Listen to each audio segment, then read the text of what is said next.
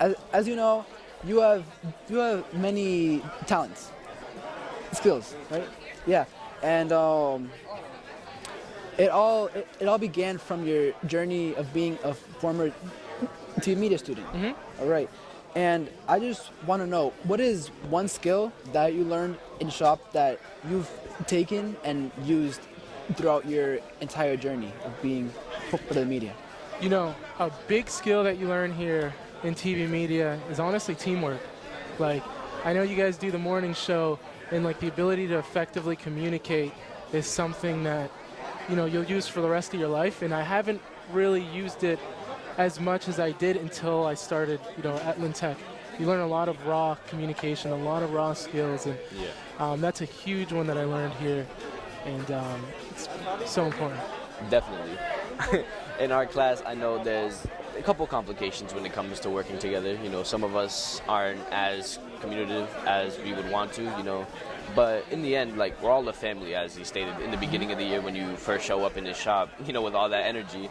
The first thing he says is that when you go into the shop, you become a family right away. Like, everybody has to work together and put in something to help another person, no matter what. That's the baseline. That's the foundation of the shop, is working together, for sure. Yeah. And there's always those moments where, like, you go out to film and you're missing a battery or an SD card or a mic, and then you have to go through the whole process of going back and then coming back out. And I feel like it's all a part of, like, being joint and being together and being able to communicate with one another. Yeah. That'll definitely, it helps you out, and not only in shop but in the real world. Yeah. That's huge too. There were a lot of events that we cover, like, for an example, doing basketball games, doing football, or even just going to the hallway and getting, like, interviews for a video, and having that readiness and being prepared for that. For an example, making sure you have your SD cards, making sure you have your batteries, making sure everything's charged. That's huge too. I do a lot of freelancing, and having that checklist started from TV media, like, sophomore year, when you really get into it. And like we said, like, once you're out in the real world doing your own thing, I know that obviously the startup could be very, very difficult. And for you, I just want to know, like, from shop to when you got out, like, what was your main passion, and, like, what are you doing now compared to, you know, what you were doing in the past? A lot of what I have been doing hasn't changed too much, and I think that is the most important thing when it comes to just building success.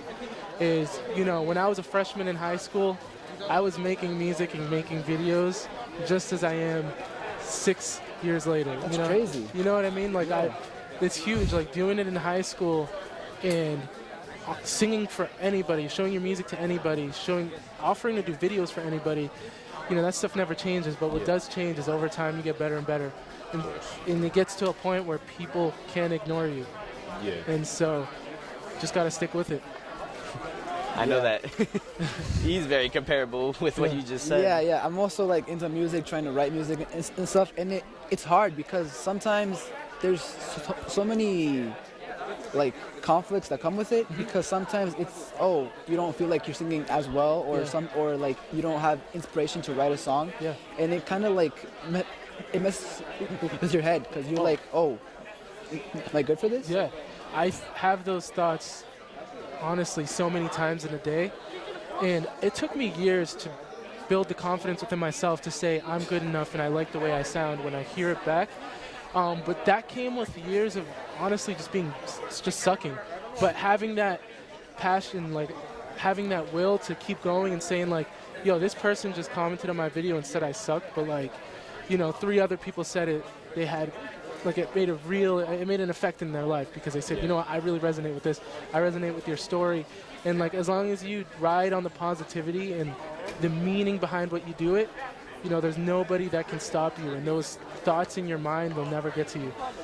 Just, you have to have that raw purpose. That's definitely something difficult that we see a lot in our shop when it comes to people trying to produce results. I mean, we've all definitely gotten angry in shop at some point because we produced a terrible result when it came to our videos.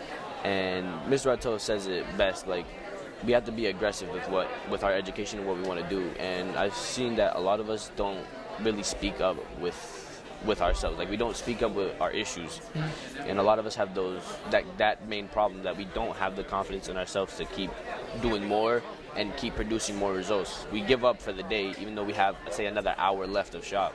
Instead of continuing and trying again, we just sit there. Yeah. Which is a big issue that I've seen.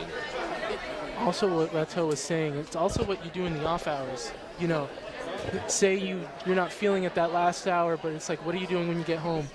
Like he said, you know, watching films, picking up a camera, telling your boy, like, yo, what are you doing tonight? Yo, let's like make a video. Let's go downtown Lynn and just mess around.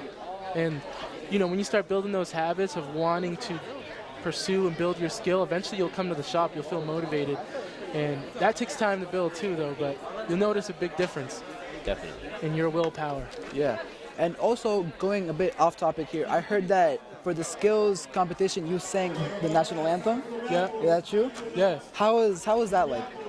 Well, honestly, Skills USA, I loved Skills USA. I think, you know, the fact that you guys are in Skills USA, it's a beautiful thing that not a lot of people can really experience. But, man, I felt like a movie star that day. You know, have you guys done states already? We're going to. You're going to? He placed in second. And oh, congrats. I'm in media? in third. Yeah. Oh, wow. I'm in third.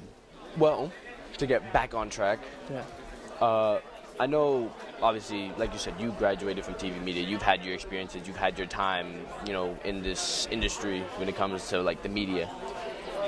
What I mainly want to know is, with these current students, whether they be juniors, sophomores, freshmen even, or seniors, what advice could you give to them as a former student? As a former student, start early. You know, start learning as much as you can, and as Rato said, you know, work for your education, push for your education, because the more knowledge you have, the more you can spread that with other people, and also take advantage of what you have now and all the equipment that's around you. As soon as you graduate, you won't have the 10 DSLRs sitting in the back. You know, the 12 people that love the same thing you do, because then it goes from having that equipment and having those people to now you're trying to find those people that have the same interests, trying to find a way to save up for that equipment. So definitely seize the moment, seize the opportunity. That's what I wish I did more. I feel like that's what we definitely lack is season. We're working on. Yeah, we're just starting out, you know. Yeah. We've had a rough quarantine coming back. You know, we're trying to start up again, but I feel like we're on the right track. I feel like I've seen with some of the students in this class, like, they are just above their grade level when it comes to the work that they produce, and it's crazy. They produce great results, and I feel like definitely this class has the talent to produce some crazy stuff. I agree. I mean, the fact that you guys are partaking in skills, placing high in skills, I mean, you got to think those are all schools doing the same thing, maybe having better resources, but, you know, still coming second, third. That's huge. The qualifying is huge, big enough. Yeah. To place is even crazier. Yeah. Especially in media.